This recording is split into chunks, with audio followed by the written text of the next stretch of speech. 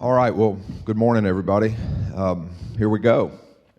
And we've already sort of been introduced, so, but to the far left, your far right, Heather Nachman and Brian Day right here. And we're going to talk about transportation and commerce. Probably, if we think about the marks on the river, or what we see, the contours of the riverscape. Obviously, nothing has marked it more than transportation, commerce, the settlement of towns. It's what makes the river in some ways.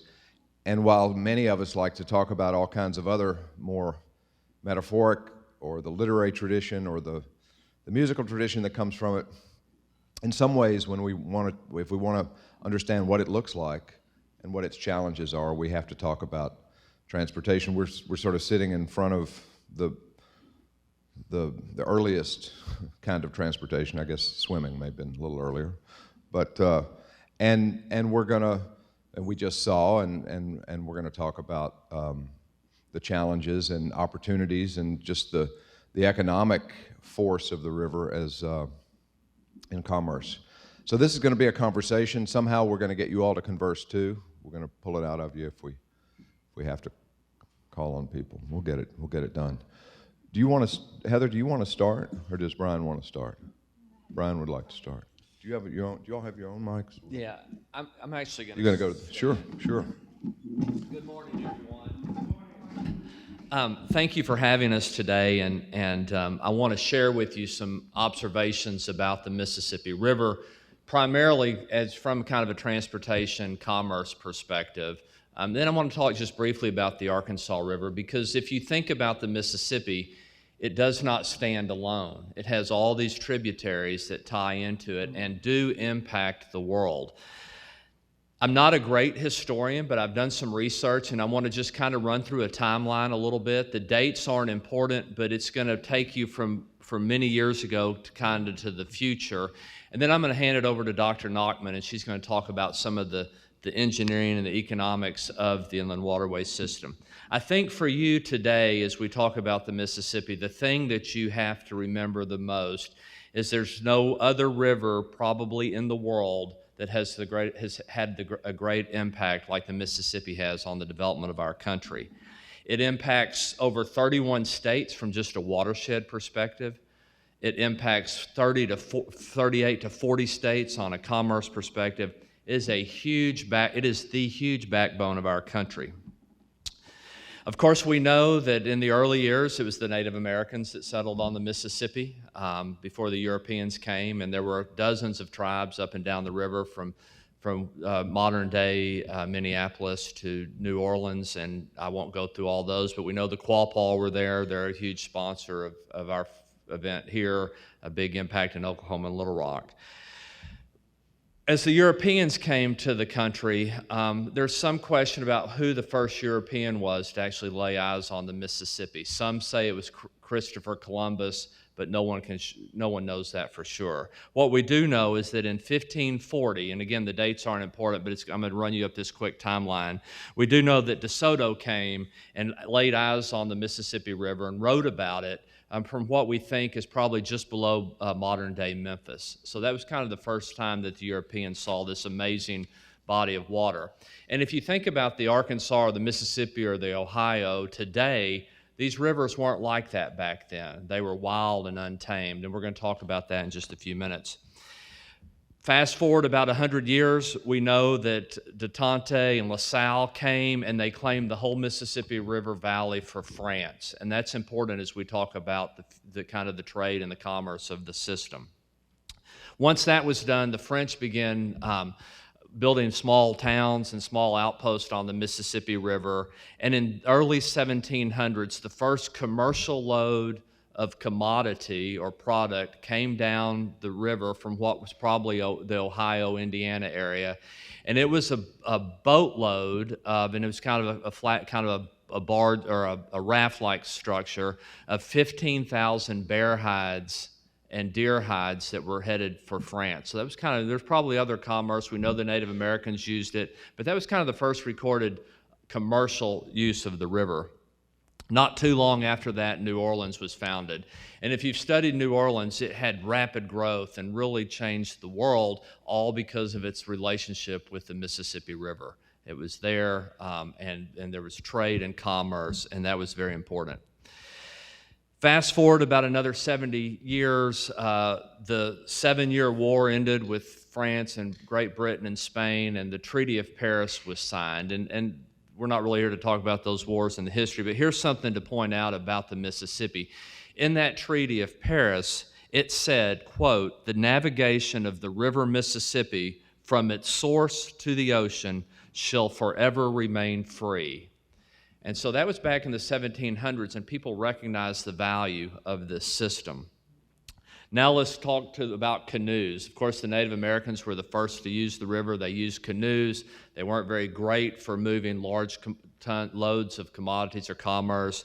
And not too long after that, flatboats were created. Flatboats were really kind of a disposable boat that could really only sail down rivers, more like a raft like you might have seen in Tom Sawyer. But they could move more goods and commodities, but that wasn't an efficient way to do it either. And then the keelboat was created. And the keelboat was a larger boat type vessel that could carry up to about 80 tons of product, mostly probably cotton and animal hides and fuel and wood and things like that. But the nice thing, or the interesting thing about the keelboat, it could move up and down the river. So that was kind of the first modern use of the river for commerce. But what we really changed the river was the invention of the steamboat. And in 1811, in Pittsburgh, Pennsylvania, the steamboat New Orleans, that was the name of the boat, was created. And it cost $40,000 to build. It was 116 feet long and weighed 370 tons. And that was the first paddle wheel steamboat on the Mississippi River. And that changed the world. It changed the country, and it changed the way we moved commerce. In 1814, there were about 20 steamboats that came through New Orleans. In 1833, just 15 years later, there were 1,200 steamboats that were moving up and down the Mississippi River. And not too long after that, about 1840, there was trade moving up the Mississippi up to St. Paul, Minneapolis. And the river had become a true backbone for commerce in this country. The other thing about the steamboat, not only could they haul product, they also handled people. And in 1838, you could travel from about Louisville, Kentucky to New Orleans in 6 days, and that was pretty good for back then. But the river was still wild and untamed, and we knew that in the mid-1800s there was a lot of flood and damage. The commerce was interrupted, so Congress started thinking maybe we need to get involved and try to manage this river system. And in the early 1870s, they began surveying not only the Mississippi, but some of the other major rivers in the United States to begin thinking about building levees and managing and controlling these floods. And then in 1879, Congress created the Mississippi River Commission, which is still active today. There's 7 members appointed by the president, and they serve as an advisory body, an expert body to the Corps of Engineers to help them manage this amazing asset. So that's a very brief history. The point I would leave with you on the Mississippi is that it really does a lot of things, and you're going to hear some about that from Dr. Nachman, but it really changed America. It opened up trade routes around the world, and it continues to have a magnificent impact on our economy today. I would be remiss, though, if I didn't talk briefly about the Arkansas River, because the Mississippi doesn't work if it doesn't have all those tributaries. You can come the Missouri, the Arkansas, the Ohio, the Tennessee, the Tenn-Tom, the Great Lakes. All of those feed into the Mississippi, which feed into the Gulf, which feeds into the world. But the Arkansas River, if you look out the back window, you see this beautiful stream of water. My father, who's no longer with us, talks about growing up in Little Rock and walking across the river in the summer because it was just a dried stream. And in the spring rains, it flooded, and in places it would be a mile wide as it came out of the banks. So Congress in the the folks in Arkansas and Oklahoma got together in the early 1900s and said, we need to control this river. It's damaging our crops, it's ruining our towns, and it's impacting our lives. And if you've ever read about the 1927 flood, you know it was a game changer for the Arkansas River as a tributary to the Mississippi. In 1946, the Arkansas Basin Development Association was established between Arkansas and Oklahoma with the sole purpose of lobbying Congress to invest into this system. About 20 years later, we had two senators, Senator John McClellan from Arkansas and Senator Robert Kerr, who worked hard to get Congress to give money to build this navigation system from Catoosa, Oklahoma to the Mississippi. And they really worked hard. And you think Congress is broken today, it was broken back then too, because no one wanted to spend $1 billion to build this project. Finally, though, it passed, and it was at the time the largest civil works project this country had ever undertaken. And we know that it took a lot of horse trading, if you will. Senator McClellan voted for the Highway Act, which built the highway system, just so that Congress would vote to build the navigation system. But it was vetoed by the president. I mean, there was just a lot of politics. Some people didn't think it was a good investment at the time. But it moved forward. In 1954, as the project moved forward, it was deferred. It was frozen because they had a major challenge. The Arkansas River, if you look at Oklahoma and Kansas, Colorado, there's a lot of sediment that flows into the river, and it would block the navigation channel, and it would not work. They didn't know how to fix that. So they hired a young man named Einstein, not Albert, but his son. And his son was the one who solved the problem and created this amazing lock and dam system. And the river is designed to constantly scour the navigation channel. And it works. And today it's a major contributor to the economy. In 1858, construction began in Dardanelle, Arkansas. Anybody from the Dardanelle, Clarksville, Russellville area? The reason they started in the middle was because Kerr and McClellan felt if they started on one end or the other, it wouldn't get finished. But if they started in the middle, it would get done. In 1971, President Richard Nixon dedicated the Arkansas River, McClellan-Kerr Arkansas Navigation River System in Tulsa, Oklahoma.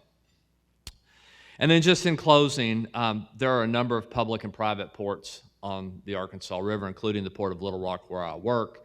And I will tell you that in 2015, products that came up and down the river made it to over 62 countries out of Little Rock, Arkansas.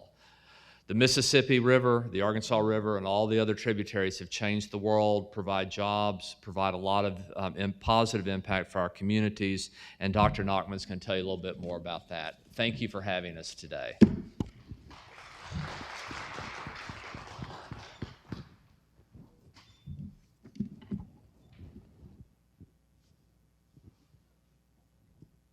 I'm waiting to see if my PowerPoint slides come up in here. Okay, great. All right, good.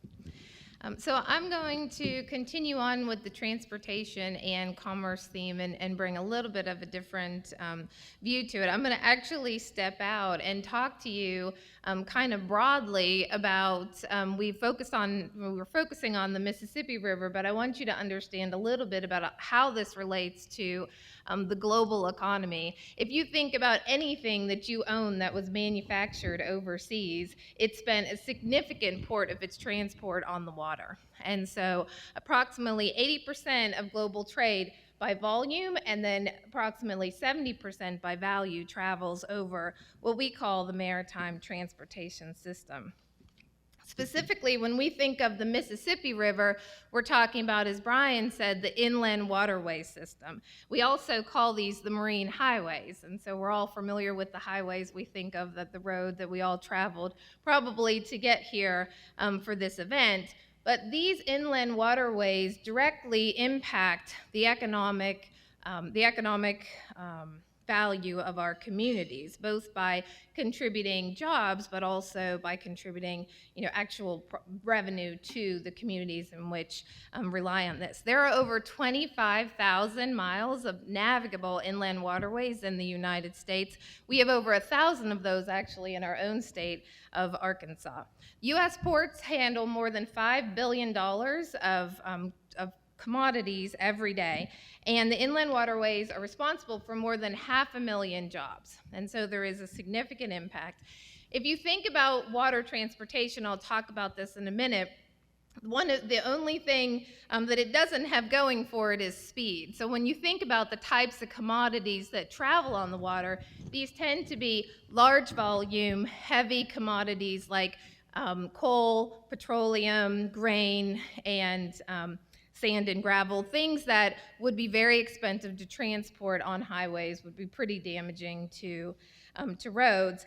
And one of the industries that's important to our region that really relies on the inland waterways is agriculture. And the vast majority of farm and food products do travel on the inland waterways. So when we talk about a barge, if you've ever seen any of the barges travel Mississippi River or the Arkansas River, a towboat pushes typically between 9 and 15 barges.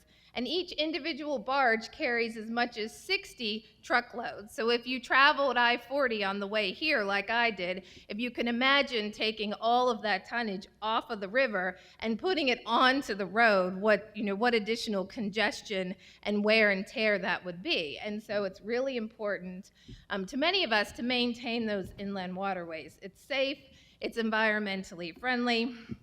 And for some industries, like I mentioned, agriculture, it's critical for them to be able to have that affordable, large volume mode of transportation. And Brian touched on, in addition to navigation, which is really where I have spent my career researching, there is tremendous benefits of the river in terms of flood control, water supply. We also generate a renewable energy through hydropower. And then there's lots of recreation. Most of the people know the river through boating, fishing, camping, and hiking. And again, there's environmental benefits that can come to play. Now, specifically, we're talking about the Mississippi River. Brian had mentioned a nice history of that, so I won't go into it. It's over 2,300 miles. It starts in Minnesota and travels all the way out through the Gulf of Mexico in Louisiana. It is the world's third largest river, and it's our largest, most important river in North America. And so just the only thing I did want to talk a little bit about is, in addition to Brian talked about the commerce, but if you think about a lot of our cities, major ports, they really came about because of the river. St. Paul, St. Louis, Baton Rouge, New Orleans, these cities really exist because of that commerce and the trade that came through because of this inland waterway system that the Mississippi River became. And I do also, since we are in Little Rock and we are in Arkansas, I do want to talk specifically about how the state benefits from the Mississippi River. The majority of our eastern border is formed by the Mississippi River. This has provided incredibly fertile land. We're all familiar with the Arkansas Delta. We're the lead producer of rice in this state. We're also a leading producer of cotton and soybean, and a lot of that commerce can be attributed to this fertile valley that we have from the Mississippi River. These commodities that I'm talking about also take advantage of that waterway to be able to have affordable transportation. And in fact, we are exporting these products all over the world, as Brian had mentioned. And the river has led to some of our most important river ports, including Helena and Osceola, which some of you may even be from. Now, as a good engineer, I am going to talk a little bit about the engineering. I won't go into too much detail, but Brian mentioned sort of trying to control the river. And if you've ever seen the lock and dam systems as you're traveling along, or either along or next to the river, what these do is actually act like an elevator. And so a dam is obviously helping to maintain that reservoir so that it's deep enough for the barges and vessels to travel down. What we see here is actually the Arkansas River. There's almost a mile drop for every mile that's traversed. So there's a 420-foot drop from the Port of Catoosa to the Mississippi River. And so those locks actually allow the vessels to come into the top, what gravity allows the water to drop down, and then they come out on the lower step. And so it is this design of the locks and dams that actually helps us to maintain that navigation.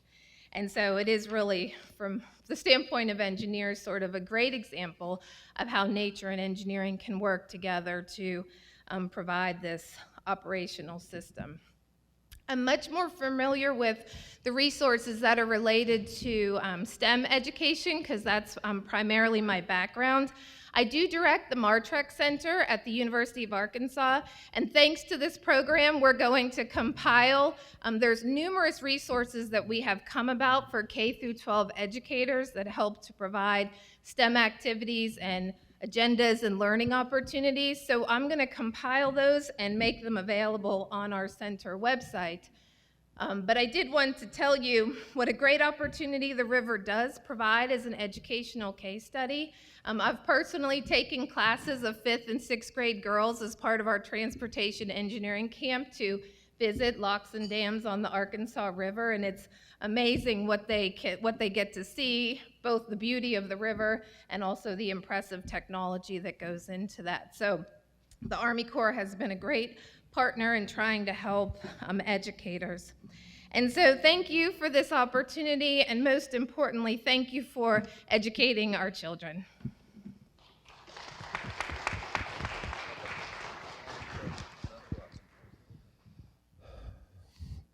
Thanks so much. This is a number. I'm sure a number of questions come to mind for a lot of us. I was going to throw to both of you this. It's so interesting to, Brian, when you recount the Arkansas navigation project, just how much work, how much engineering, but also how much political work, how much envisioning of what needed to be and getting it done. Certainly, we're not.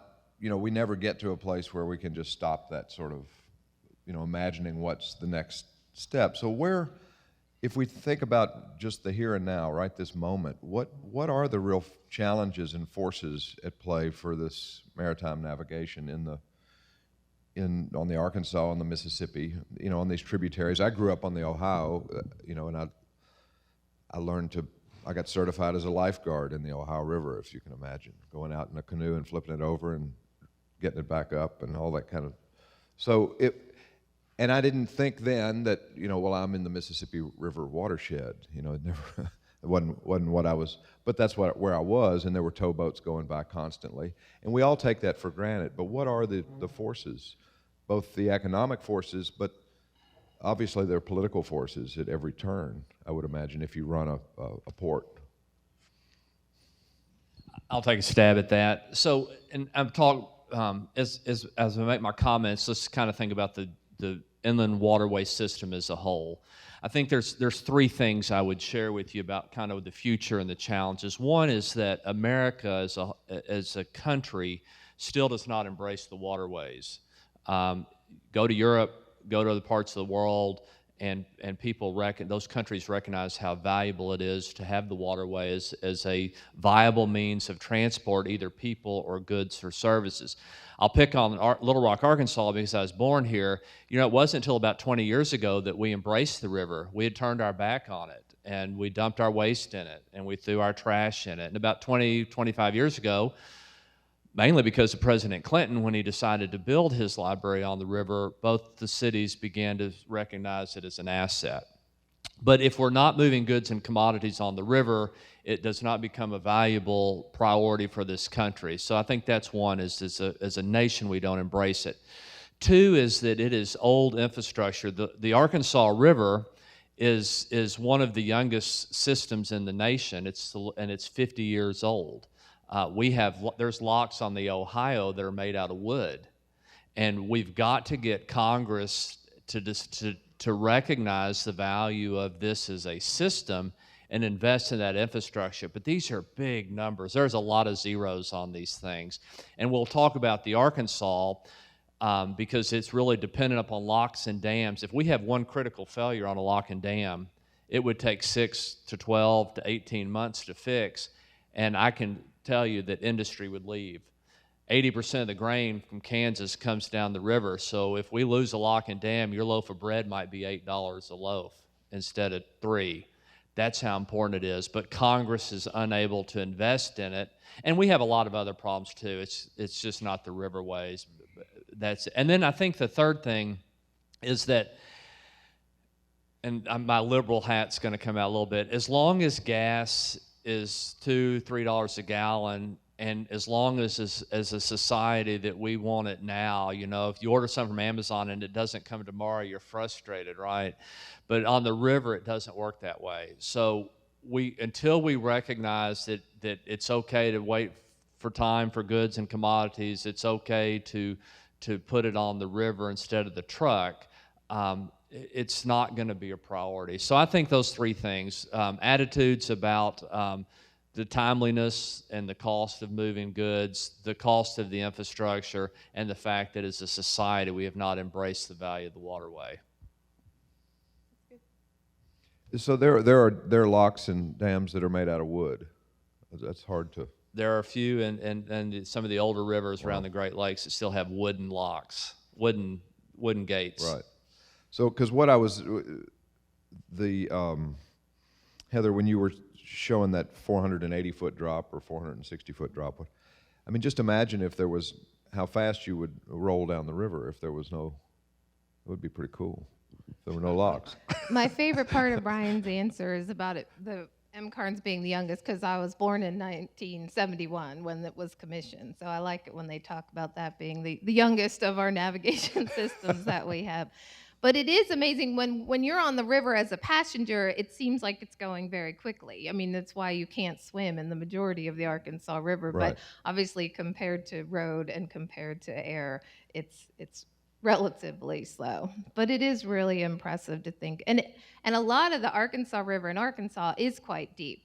So it's just certain parts of the river that we do have to maintain that pool with lock and dams. Keep the depth. Can we open it up to you all? Do you have questions or comments?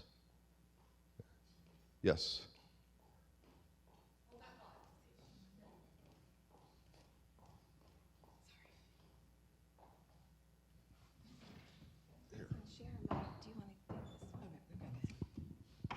All right, so I'm going to bring the mic to you. And I'm really proud of myself because I didn't knock that sign over. All right. Thank you all for sharing information about the rivers. My question regards to when natural disasters happen, like the 1927 flood or Hurricane Katrina, how does that disrupt the transportation and commerce? Like, how do they go about rebuilding? Are there any stuff in place to prepare for those kind of things happening? But how do natural disasters impact transportation and commerce? I'll take a quick stab and I'll let Dr. Nachman weigh in. Of course, in 1920, I want to talk a little bit about the flood. In 1927, the river didn't really exist, and that was kind of the impetus for managing this waterway. But in 2016, the Arkansas River experienced the third highest flood in its history, but because of the lock and dam system and because of the incredible expertise of the Corps of Engineers, no one really knew, because they could hold that water in Oklahoma and release it timely. So from that perspective on a natural disaster, it works really well. When Katrina hit New Orleans, it wiped out maritime commerce. And my colleagues at the Port of New Orleans, they were up here a couple weeks ago talking about it. They are still trying to recover. They have not been able to get everything back in place. And what happens is shippers go elsewhere. So when Katrina wiped out New Orleans, the shippers from the Far East, from the Middle East, from South America, they just said, well, we'll just go to Los Angeles or Long Beach, or we'll go to Charlotte. And they have not rebuilt that clientele or that commerce stream at New Orleans yet. They will, and it's getting better. But natural disasters are huge. Some of the upper rivers freeze. Some of the rivers flood. We don't freeze. We do get to high enough volume on the Arkansas that we can't move safely. The Mississippi gets high. It's low, it too. does get low too. A couple of years ago, it got so low that you couldn't move commerce on it. But yeah, it's you can't fool Mother Nature. You know, I mean, we've tried on all of our rivers, but she's still in charge, and commerce is so critical and so timely. If you're building steel pipe at the Port of Little Rock and you've got 300 barges of resources coming from Korea or South America, and it gets stuck, you're out of business. And so it is real. Natural disasters do play a huge part in the chain. Yeah, and I would just say this is part of what makes the inland waterways so interesting from a system and a team perspective, because there's multiple federal agencies. The Coast Guard is like the police, traffic management, and then you have the Corps that's maintaining the infrastructure.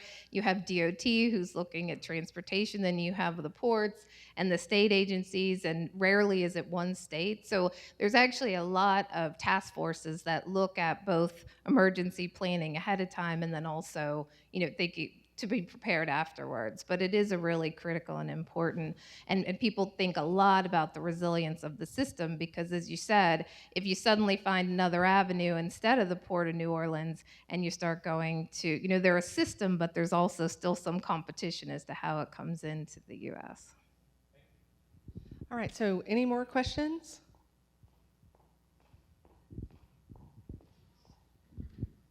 Hi, I was wondering how many times do those locks get open on an average in a day? I know it's going to vary quite a bit. I don't know the answer to that. I will tell you that that they're open 24 hours a day, so you don't have to schedule. You just show up, and they'll open them, whether you're pushing 15 barges of grain or you're in your fishing boat. And that's pretty critical on the Arkansas River. But anecdotally, I would say, because based on the traffic I see, I'll bet the ones in the Little Rock pool are opening 4 or 5 times a day. And, every time they open them, it puts pressure and strain on the locks and dams. That's a great question. I'll have to get that for the next time I speak. But it's continuous, and it's 24 hours a day. You do see a lot of seasonality too, because we have a lot of fertilizer and chemicals that are traveling north that will support farms, during that part of the year. And then when the crops are ready, then you'll see a big, dip in the tonnage that's coming back down as those products are being delivered. So you do actually, if you looked at a chart, you'd see a lot of differences in terms of peaks and valleys where particular commodities hit highs and lows over the year. Just added to that, with the thought of rain coming down and all that stuff, how do rising or falling waters affect this lock and dam system? Yeah, is the Army Corps actually, the locks and dams can weather quite, not to use a terrible pun, but can weather quite a bit of difference in these highs and lows. It really has to be a significant, although I felt like I was going to flood on the way in from the parking lot today. I tried to hurry and follow Brian, but it took me so long to find the dry spots. I was like 10 minutes late. But the opening and closing those locks have actually allowed a lot of that water to be controlled and not only help for the navigation, but to protect, obviously, the communities on either side of the river. All right, I think we've got time for one more question. Well, I've got 3 people, and I know all of them. This is really hard. Okay. Sharon, you said yours was short? Are the locks done electrically or hydraulically, and what happens if the power goes out? Yeah, it's primarily hydropower, and I do know that there are backup systems. Yeah, I think they're generators. What do you got? How does the dredging of the sand, I see it a lot along here, how does that play into this? So the Arkansas River and the Mississippi, all the rivers kind of have a minimum depth, and I don't know all those. But on the Arkansas River, when the river was built, the legislation said that it would be maintained at a 9-foot channel. And so it's constantly dredging because this river, and I'm not sure this is completely true, but I think it has the highest level of sediment of any river in the country based on it, because we're getting out of the Great Plains. So they're constantly dredging. They also, though, use the high water and open the locks and dams, and it helps scour that channel. But there's I know about the contract from the lock and dam south of Little Rock to the lock and dam up towards Pinnacle. There's a dredge contract. They start on one end. It takes them about a year to get to the other one, and they turn around and do it again. It's just constant. And that's true pretty much on all of the Arkansas River. There's also dredging on the upper Mississippi. The lower Mississippi is a pretty wide, deep body of water, but as it gets narrower and others, there's a lot of dredging there. But it's a constant challenge. And if I could just very quickly say, I did a project with the Army Corps of Engineers looking at their dredging, and they are very careful to avoid environmental species. And so there are environmental windows and restricted periods that prevent when they dredge because of, whether it's fish or birds or other wildlife that exist. And so they are extremely cautious to make sure that that dredging takes place in a way that it's least damaging to the environment. My question goes to how farmers and other industries, how they get their grain or their gravel to the river in the first place, because, you had the graphic about the damage that the trucks would do to our roads, and Arkansas roads are cruddy. So how much, it's got to get to the river in the first place. And so, like, I cross every day and see the Port of Dardanelle, Oakley. So is all of this coming in on our highways to the river? How does it get there? I think you've stumped our It panel. is by truck. It also comes sometimes by rail, so depending on where it's coming from. So if it's far from the water, you'll see them onto rail cars and then coming. But it's amazing how resourceful. Like, I have seen like large, almost like pickup truck type things come, and there's like chutes that are shooting the grain into the barges, and some of them are much more sophisticated. But there has to be some type of transload facility.